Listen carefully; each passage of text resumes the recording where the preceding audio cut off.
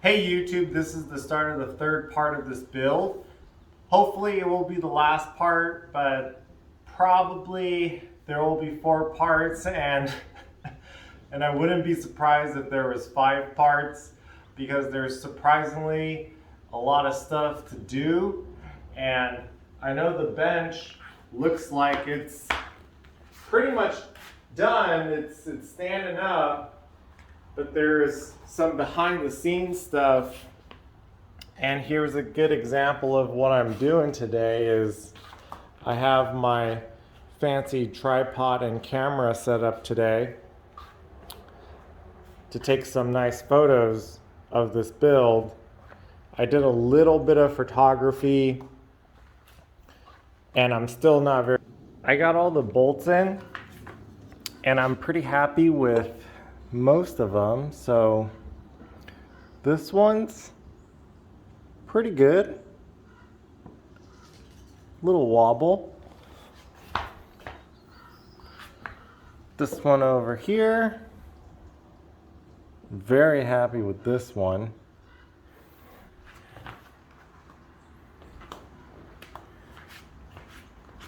And this one is also very good. The problem is this last one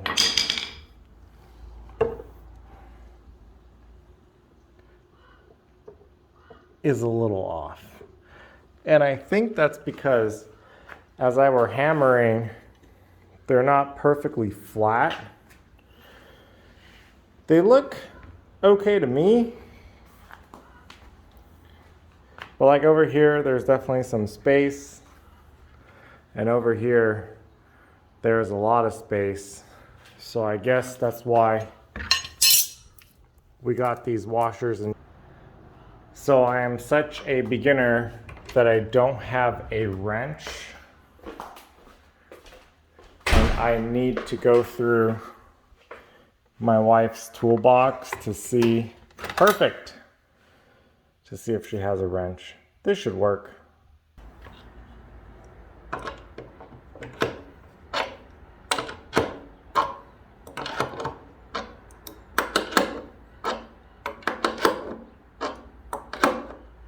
I got all the carry-on bolts in and they are beautiful, but the table is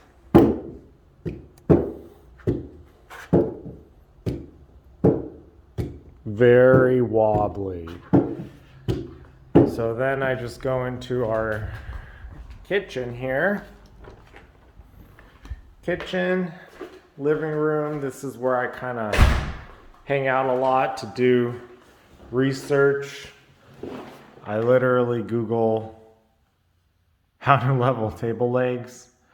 I look up the YouTube and I check out Reddit.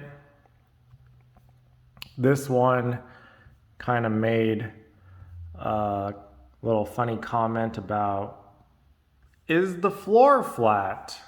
Which is a good point.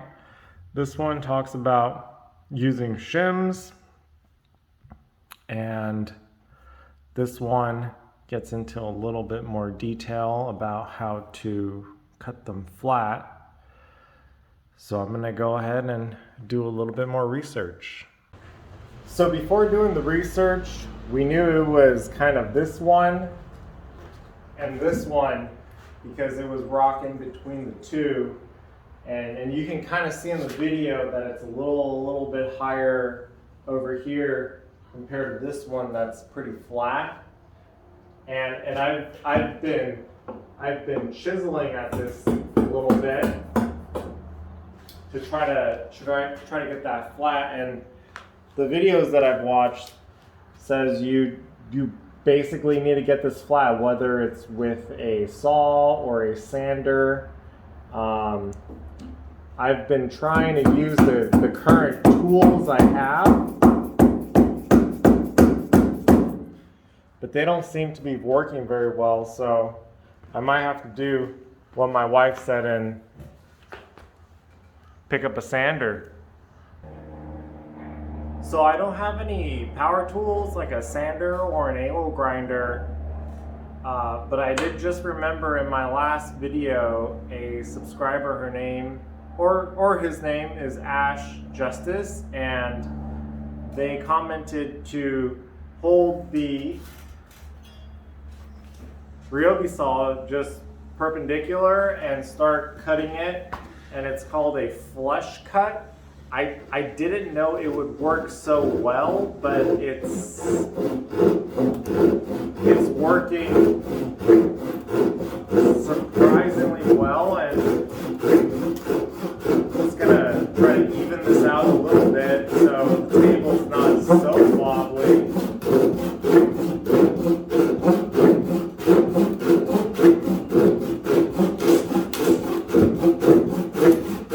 Then I'm using the crosscut side because we're perpendicular to the grain.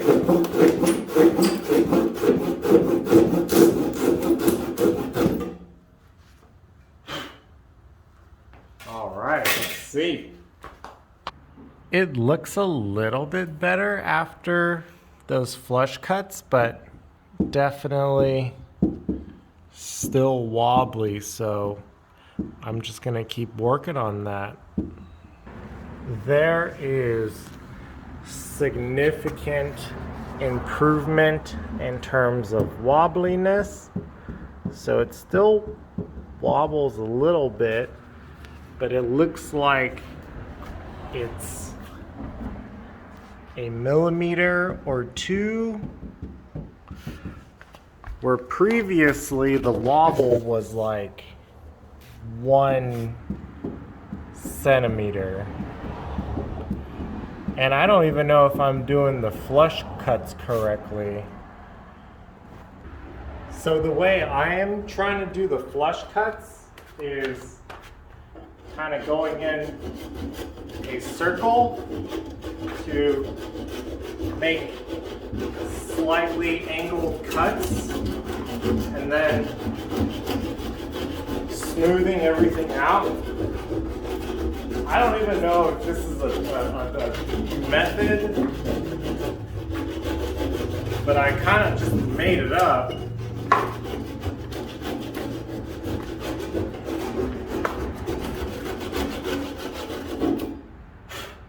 But it's been working.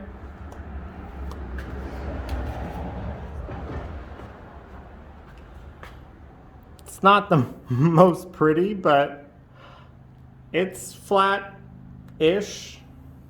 We're at a point where there is some wobble, but I am very happy moving on because our floor is not flat, and I'm going to try to make these flatter. I'm basically going to do the top like I did the bottom and see how quickly I could flush cut these.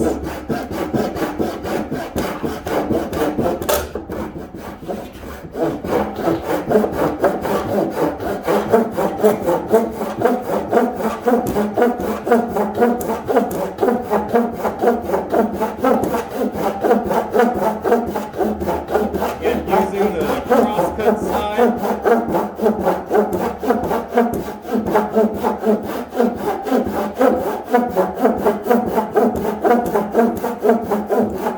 Kind of a boring part of the video.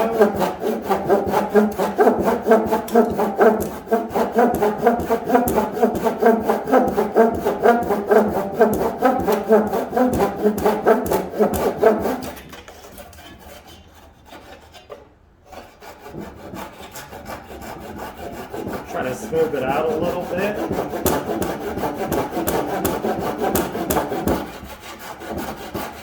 Still haven't really gotten to this like big nub here.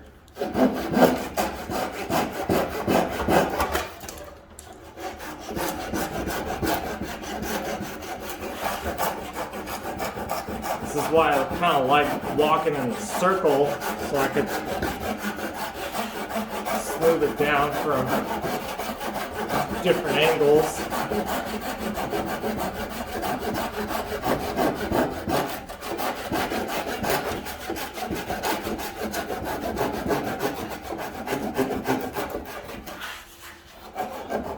hard to walk in a circle around this, so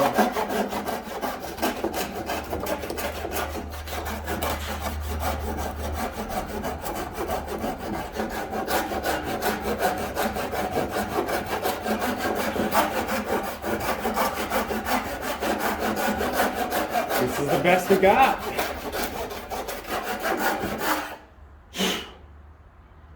I'm pretty happy with these flush cuts. They're making the table pretty flat, but very rough. The saw kind of chewed it up. And yeah, I am ready to move on to the next step to make these ribs and keys. The problem right now is this 2x10. I bought an 8-foot 2x10, so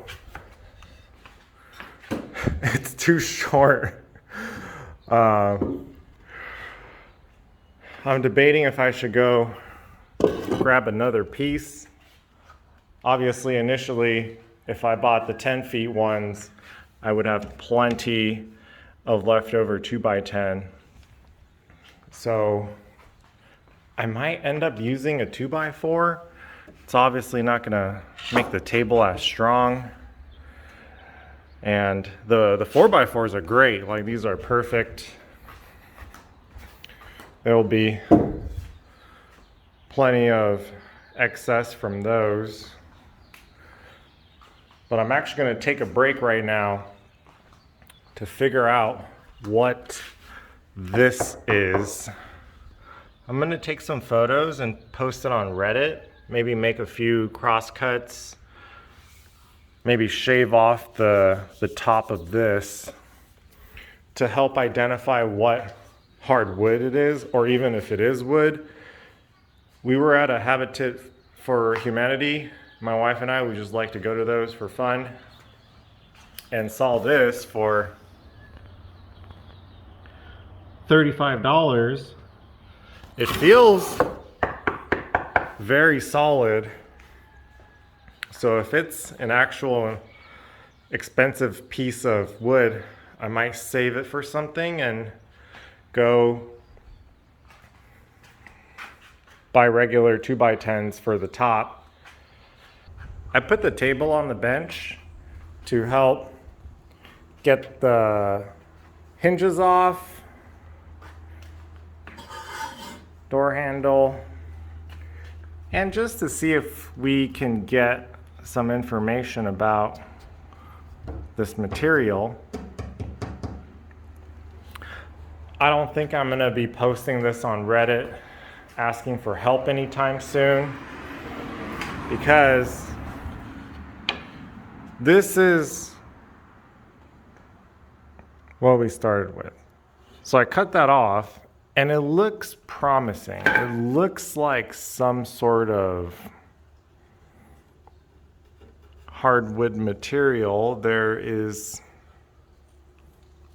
this thin veneer that I ended up shaving off.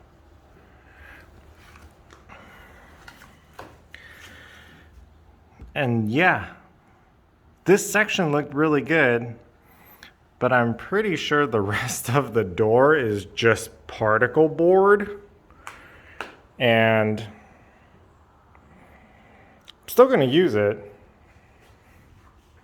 I just don't need to know if that is expensive solid wood or not, because it is clearly not.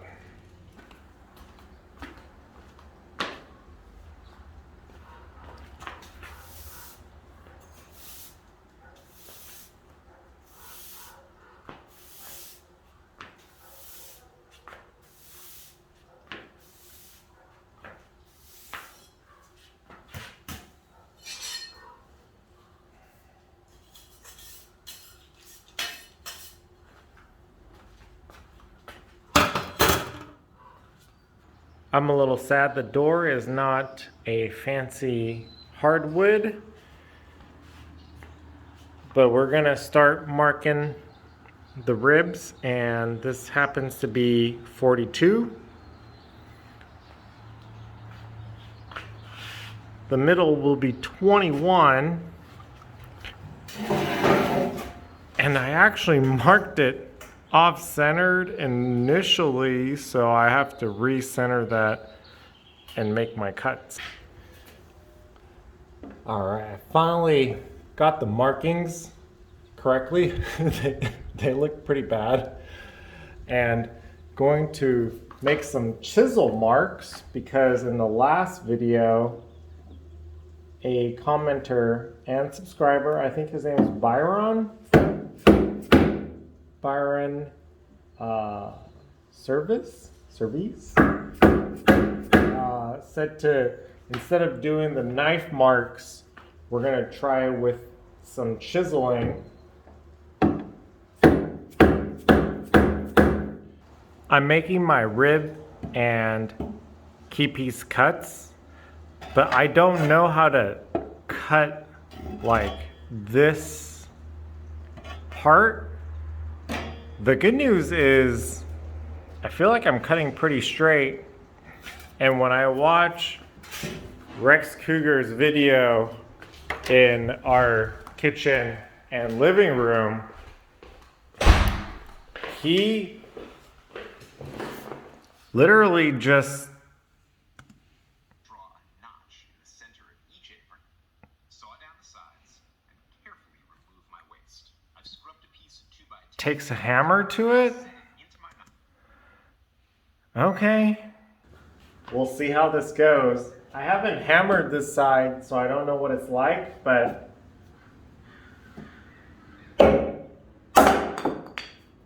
that worked surprisingly well. Okay. I got this middle key rib section in. I'm only using a 2x4, so for sure it will not be as steady as a 2x10. And I just noticed I'm out of construction adhesive, so going to Home Depot. I come to Home Depot so often that I know aisle 9 is interior paint, caulk adhesive, exterior stain, and this is what we need.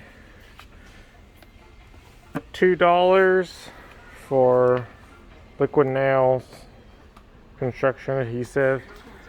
Don't think I have a cutting video for a while, so I'm gonna make this cut right here.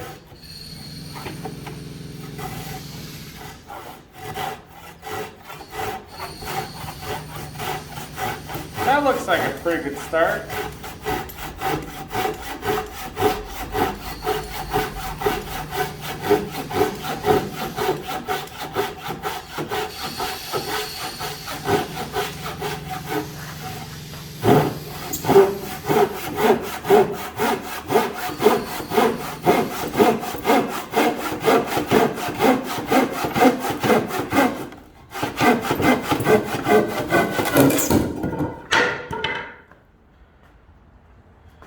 Well, I got to flatten that out.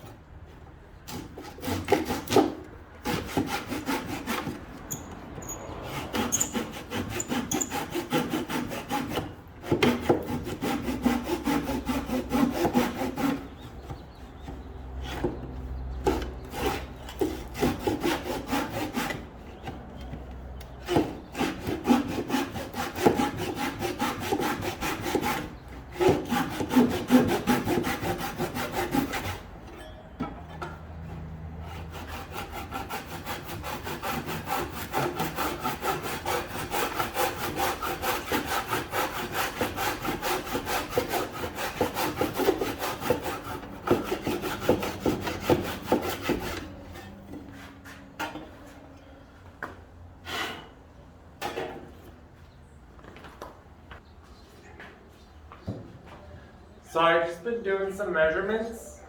I've been marking the halfway point of this and going down to cut this piece out, and then marking the halfway point of this to cut this section out.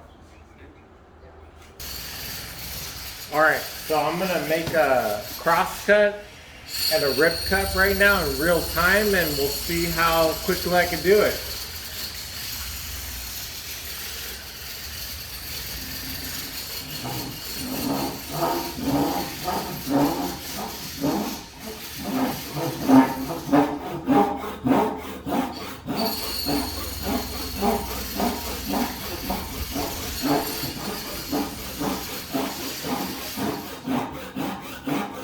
I did not score this with a knife or do any chiseling. I just went for it.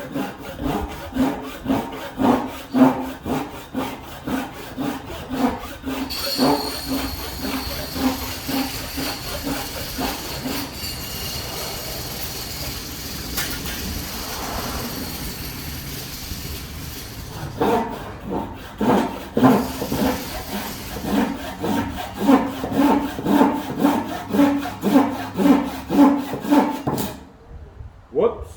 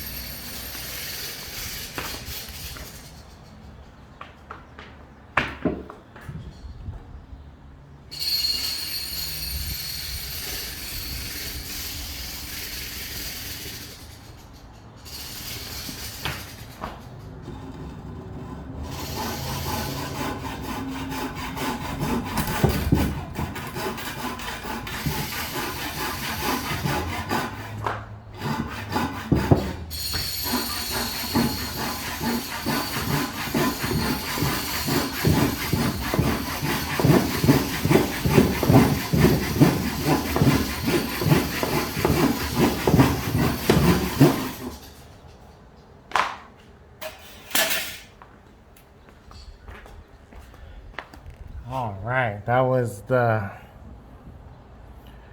rip cut.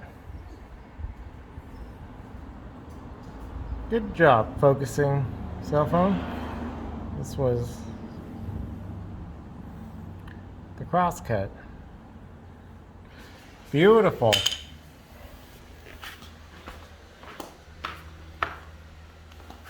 Here is the final product. Hopefully this fits okay. So we are getting ready for final assembly. I have made my rib cuts and I was gluing stuff together and then remembered a comment from the first part of this video series from Thomas Cull, and he said this pointy thing is actually used to puncture the foil, and we are going to go ahead and add some adhesive. So I think my wife will be very happy that I am no longer using our chopsticks. Perfect. Unfortunately, this first piece that I cut fits pretty loosely, so I added a little bit more adhesive. And the second piece fits much more better. And Rex was saying in the video, you actually want to be able to hammer it in like that.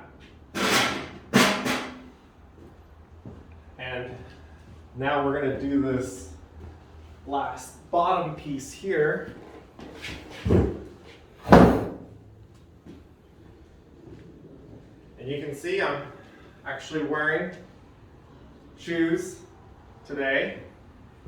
I normally like working in my flip-flops, but we have some Christmas photos to take a little later, so I have to look a little bit nicer. And I'm using this 2x4 to brace down here, because in Rex's plans,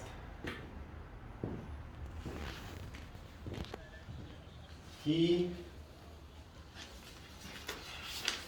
used a 2x10, but earlier in the video I've already showed you guys the 2x10 I have is too short, so we're gonna go with this random design I set up.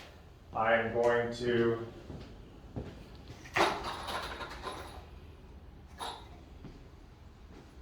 we're going to try 4 fasteners, and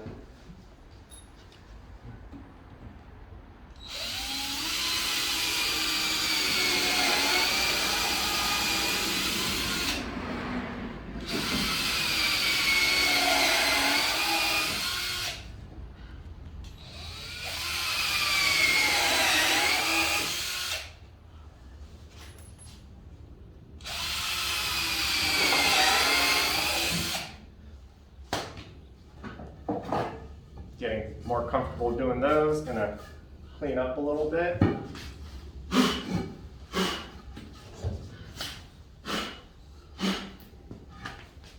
And then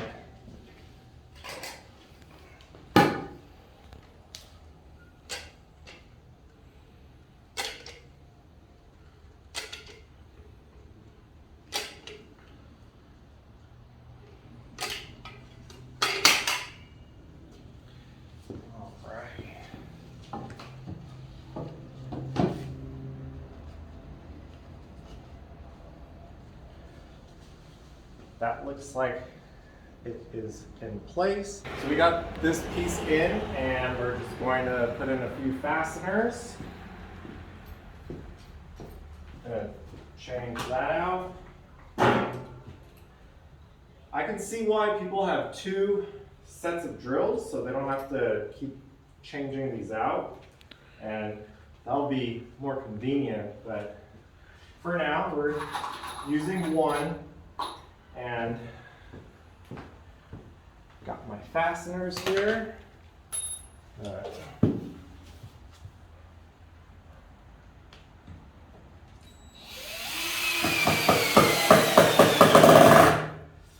Sorry, it's like still not sounding very good.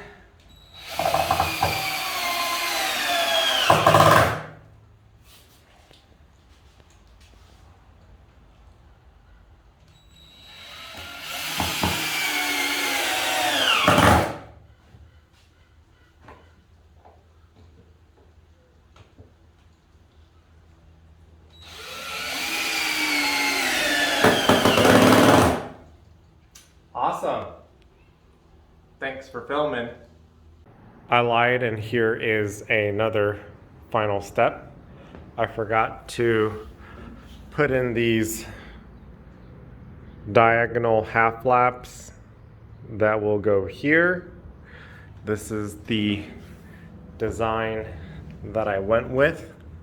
It is a little different from Rex's, but I think it should be okay. I was planning on skipping the step, but since we have the 2x4 here, I'm going to try to get those to sit pretty flush. Working on these diagonal half laps, I'm pretty happy with this cut down here, and I'm pretty happy with my half lap in here. Let me see if I can get down in there, and yeah, this part right here looks pretty good. This part down here has some space, but looks pretty good. The problem right now is I didn't take into consideration my 2.5-inch screws being exposed, so I will go and get shorter screws and replace these. Finishing up this last piece, and just want to reiterate that the half flaps are not on the same side. So this side is closer to me, and this half flap is on the other side, and that is to fit correctly like this, and on the inside to fit like this. I was too lazy to get shorter screws, so I just reversed these a little bit. Perfect. We are almost done. The diagonal braces are in there. I put the door back on. I'm going to cut somewhere along here because I messed the end up trying to figure out if it was a expensive hardwood or not. Clearly not. It's some sort of particle board. But I'm still figuring out how many fasteners to put in. Probably 1, 2, 3, 4, 5, so 10 total. I'm going to have 10 fasteners, and I am going to use a different pilot hole size because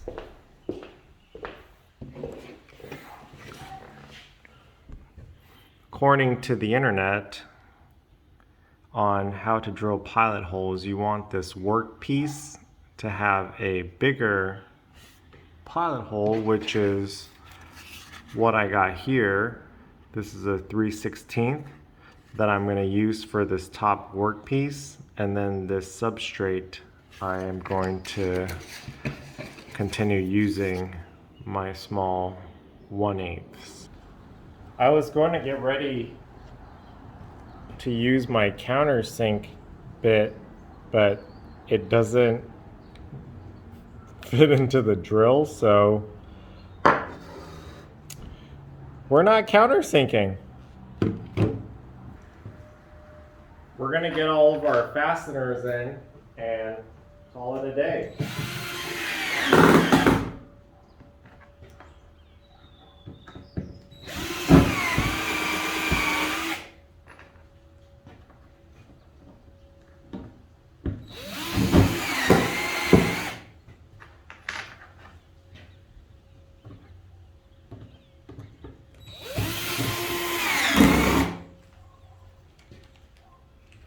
The workbench. It is finally done. I got all the fasteners in there. The bench feels very sturdy. Even lifting it from one of these corners is pretty difficult. I think that's what we are going for in a workbench because we don't want it to move while we work on our projects. I want to give a big shout out to everybody that has commented and given me really good tips and tricks. I really appreciate that because it's helping me learn this new skill, and it's making me a better DIY, home improvement, woodworker. Thank you guys so much. 4th video done.